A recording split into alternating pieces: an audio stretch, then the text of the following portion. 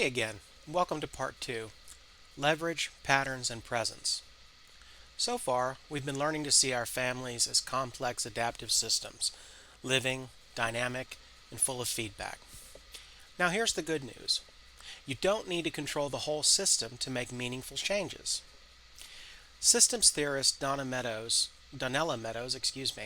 who worked in the 1970s and 80s at MIT, introduced the idea of leverage points.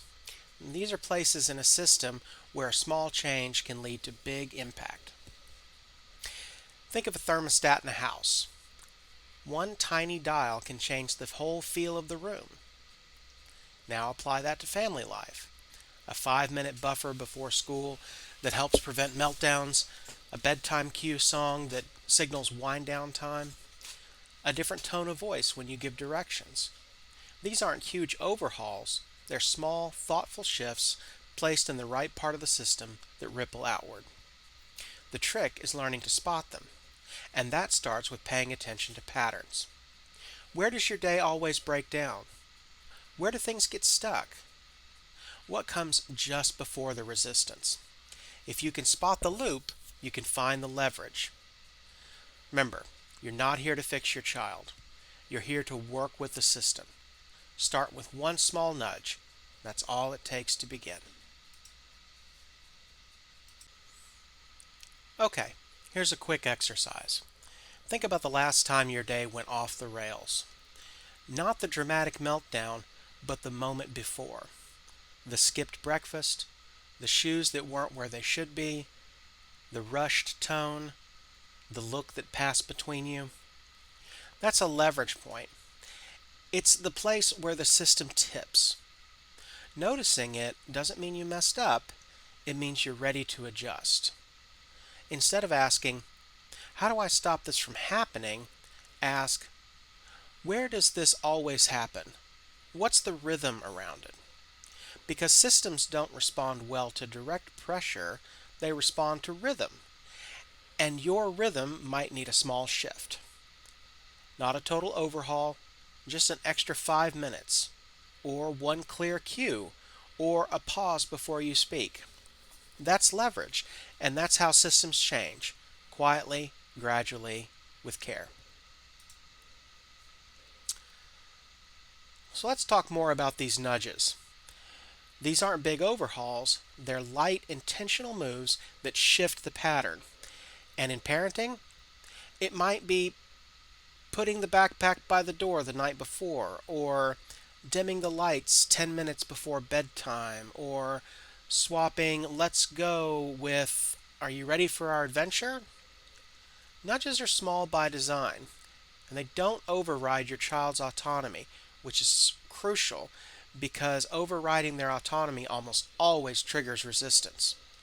So nudges don't force behavior, instead they adjust conditions. Think of them almost like choice architecture. Most nudges happen below the surface. A touch on the shoulder instead of yelling down the hall, a playlist that signals it's time to get ready, a snack that prevents a 4:30 meltdown. These aren't commands, they're gentle cues. And they're often carried in paralanguage, your tone, your pace, your body language. And because complex systems, like families, respond best in rhythm, not control, these nudges land better than any chart or consequence. You're not micromanaging the child, you're shaping their environment.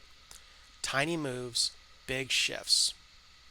But the key is noticing, where does the tension always build, and what kind of light touch cue could ripple through that moment? That's systems aware parenting. And that's working with the pattern, not against it. Not every hard parenting moment is just about behavior. Sometimes what you're seeing is just the system in motion. And here's how you can tell. Number 1, the usual routine stops working. What used to be smooth suddenly feels clunky and chaotic, and even your go-to strategies fall flat. Number 2, small things have big effects. One skipped snack, a slightly rushed transition, or a change in tone and suddenly everything unravels. 3.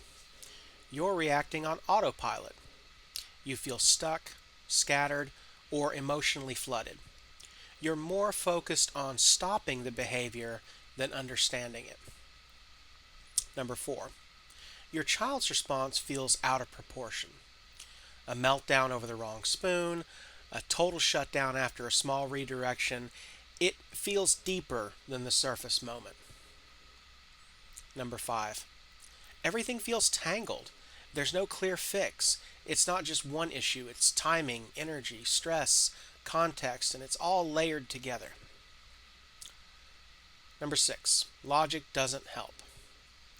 You've tried explaining, reasoning, even bribing, and nothing shifts. And then maybe something softens. A pause, a breath, a moment of connection, and things start to settle. When two or more of these show up at once, you're probably not in a behavior moment, you're in a system moment. And system moments don't respond well to pressure. They respond to presence, pattern, and small shifts. And that's your cue to slow down, zoom out, and work with the system, not against it.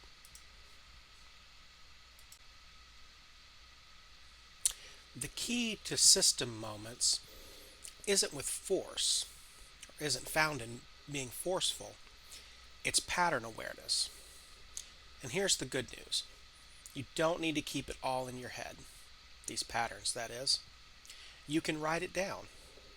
Or even better, you can partner with a tool like AI to help you notice what keeps returning. Step 1.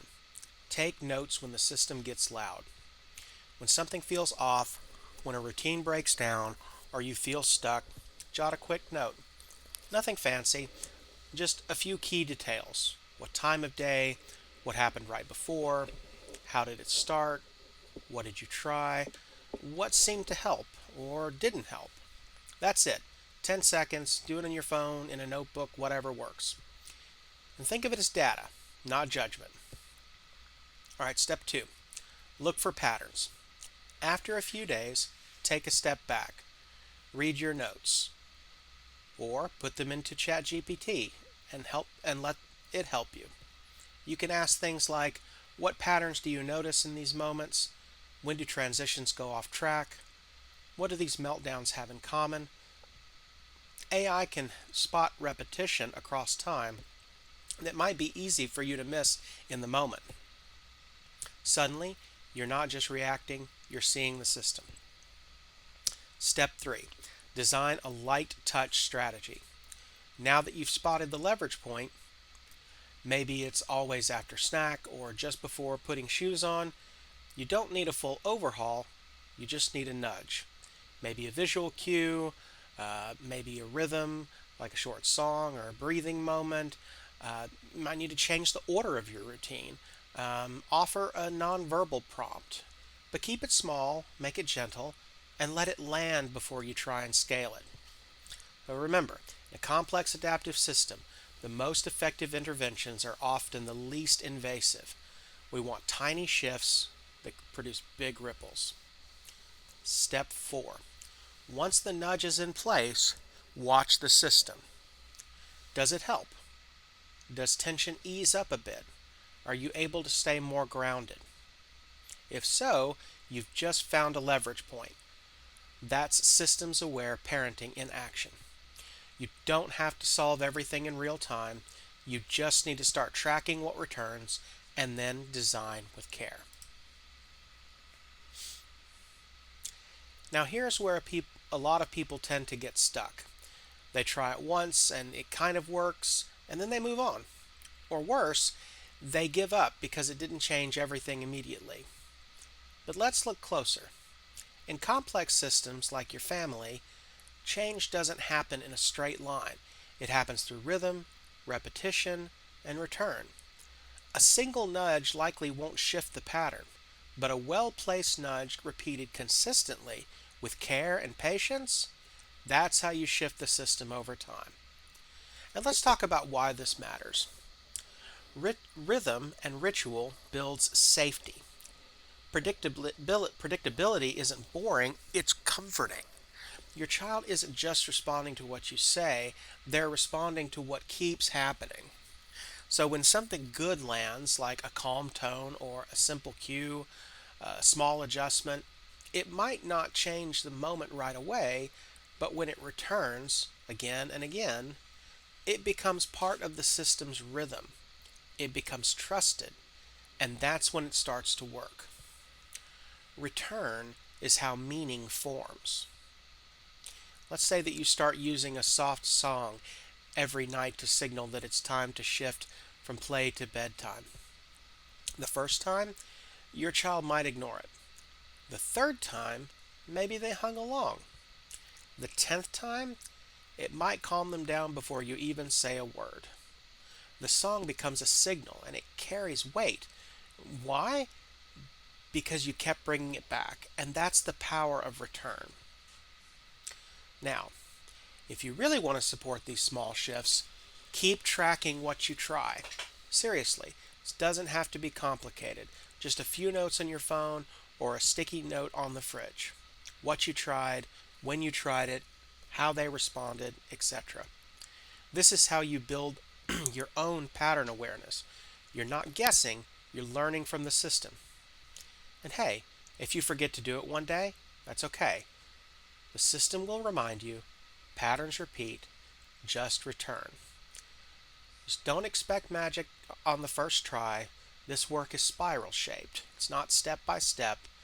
Change loops back around and it deepens with time. So stay with your nudge. Keep it simple. Let it return. Because in a complex system, consistency isn't control, it's care. And rhythm is how we create the space for something new to take root. Now let's talk about something that might seem a little mysterious: presence. You know that moment when a parent walks into a room and everything just steadies? Or when someone responds to a child's meltdown with exactly the right tone at the right time and the moment just dissolves like a wave breaking? And that's what we call presence, and it often looks like magic, but it isn't. It's not a superpower. It's not something that you're either born with or not. Presence is what happens when patterning becomes a habit. It's the result of noticing small signals, testing little shifts, and returning to them again and again until your nervous system starts to recognize the rhythm on its own. You know how at first, when you're learning to drive, you have to think about everything: mirror, signal, lane position, but eventually your body just knows. And presence works like that. When we practice noticing what the system is asking for, when we listen to tone, timing, energy shifts, we start to feel what's happening before we can even explain it.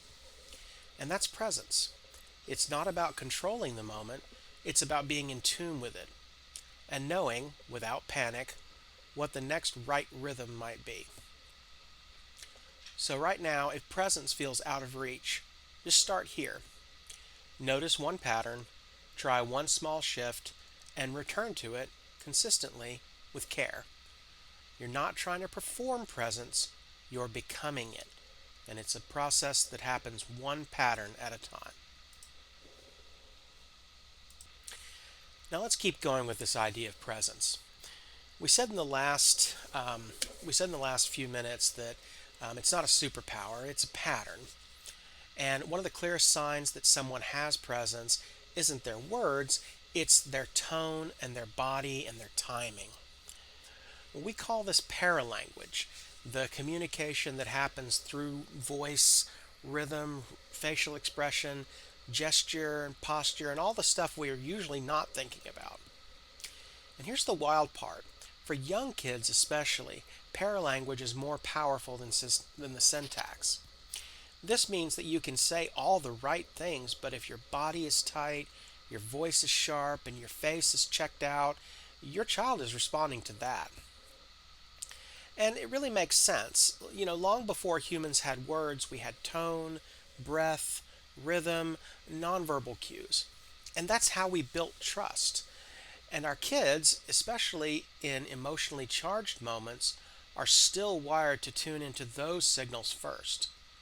So let's say you're trying to redirect your child, but you're rushed, or frustrated, or already dysregulated. What you say is, let's go. But what they hear is, there's pressure, there's tension, you're not safe. But if we try it with a soft voice or a playful rhythm or maybe a little pause before we speak, we use the same words, but a very different system response happens. And that's the power of paralanguage. It's what your child feels underneath your words, and it's often what changes the whole moment. What's my body saying right now? What's my tone doing? And how are those signals shaping the system I'm in? Presence lives there, in those cues that we usually overlook. And the more we tune into those subtle signals, the more trust we build without saying much at all. To see how this works, let's talk about our nervous system as a sensor, a guide, a signal system. You know that feeling when something's off? Your kid hasn't said anything, the room seems fine, but your body tenses. And that's not overthinking, that's your nervous system picking up on signals before your brain can really explain them. And in systems theory, we call this emergent information, cues that arise out of the whole environment, out of tone or rhythm or micro expressions or tensions, etc. You don't consciously read it, but you feel it. So when we talk about presence as a parenting skill, it's not just about calm tone or eye contact, it's also about listening to your own internal cues. Do your shoulders tighten? Does your breath get shallow? And are you suddenly talking louder than you meant to? These aren't necessarily mistakes, but they are feedback because you are part of the system. Your regulation affects the whole environment, and your nervous system is constantly sending signals about when to pause, to soften, and adjust. The trick is, most of us have been trained to ignore these signals, to power through and stay in control, and to look like nothing phases us. But presence means tuning in instead of pushing past. It means letting your gut alert you before things go sideways. So here's the practice. When you feel that internal shift, that tight chest or that clenched jaw or urgency rising, pause, name it, and then ask, what's the system asking for right now? You don't need to have the perfect words, just start listening to the signals already showing up. And that's not just intuition, that's intelligence.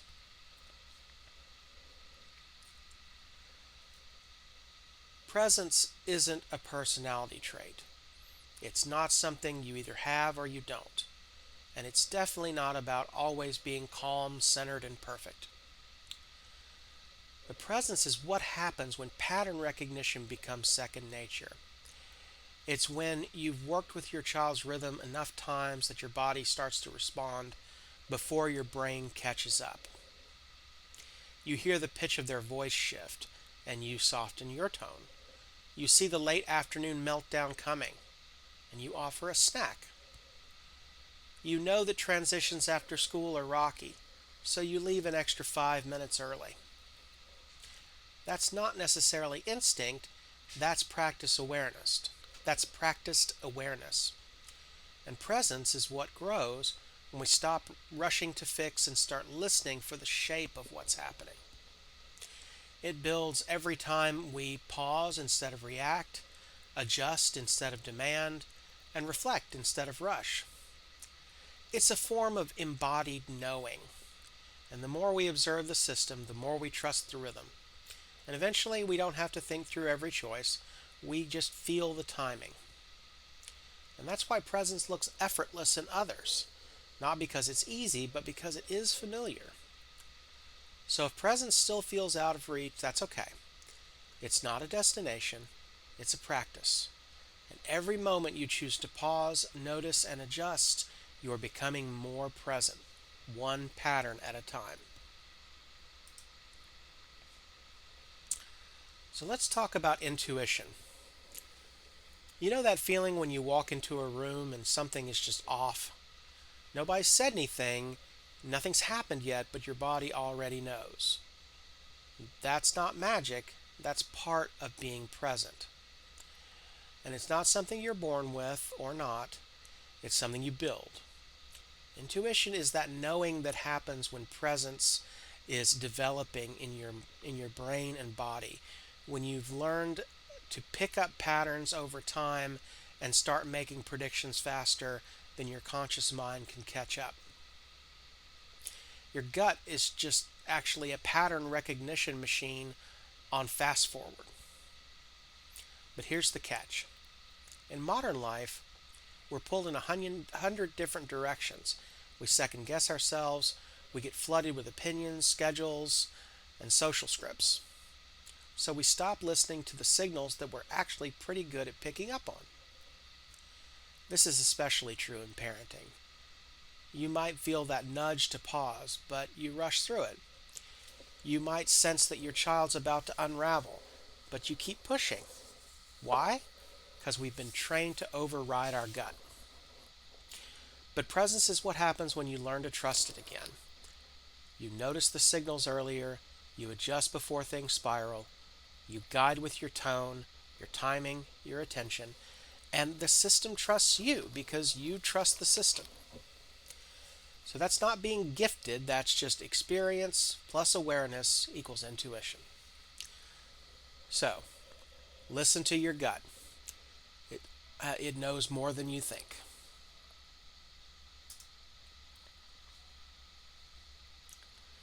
If it seems like presence is harder to find these days, you're not imagining it. It's not that parents today care less or aren't trying as hard. It's that we're living in systems that make presence harder to reach. We're flooded with notifications, multitasking is normalized, rest is treated like laziness. Even parenting has become a performance. On social media, at drop offs, and conversations at the park, the rush of modern life is just incessant. We're constantly managing appearances, logistics, expectations, but presence requires something different.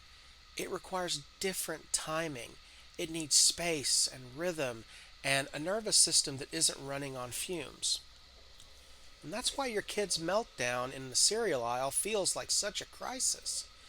It's not just them, it's the whole system you're carrying that day. When we're overloaded, we can't stay attuned. We snap, we zone out, we rush. And when that becomes the norm, we start to think of presence as a luxury. But presence is not a luxury. It's necessary. And it's a skill that can be really built.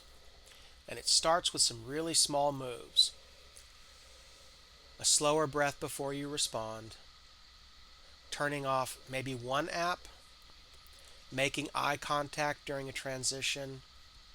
Protecting 30 seconds of quiet before school pickup.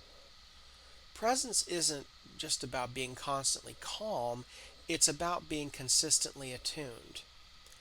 And you can build in nudges in your life that help support that presence for yourself. And while modern life may be working against that, you still have agency. You still have a choice. And you can make choices to help bring yourself back into rhythm. And when you do, your child will feel it, the system will shift, and presence, real steady presence, starts to return. It's about building a rhythm that helps you return to presence again and again. And that starts with patterns. So let's break it down. You notice something, maybe your child always unravels at bedtime, or transitions are rocky, or mornings go sideways unless there's music playing. That's not just behavior, it's a pattern. And once you name the pattern, you can design with it. You test something small, a nudge. You try a light touch routine.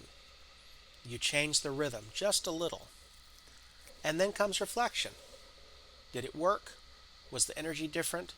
Do you feel more steady?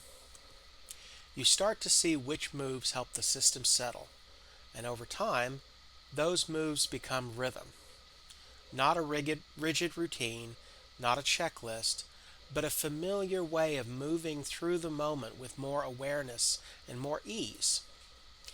And once that rhythm is in place, guess what emerges?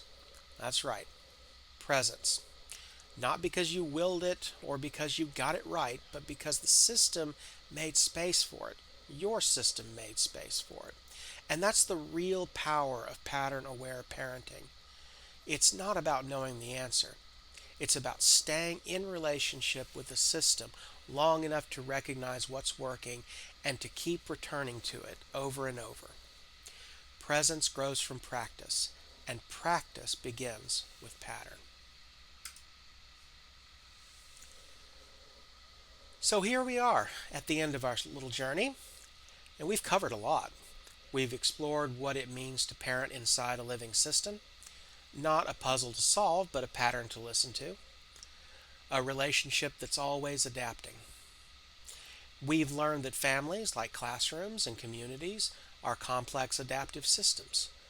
Systems shaped not just by routines or rules, but by feedback loops, rhythms, emotions, timing, and tiny cues that ripple out.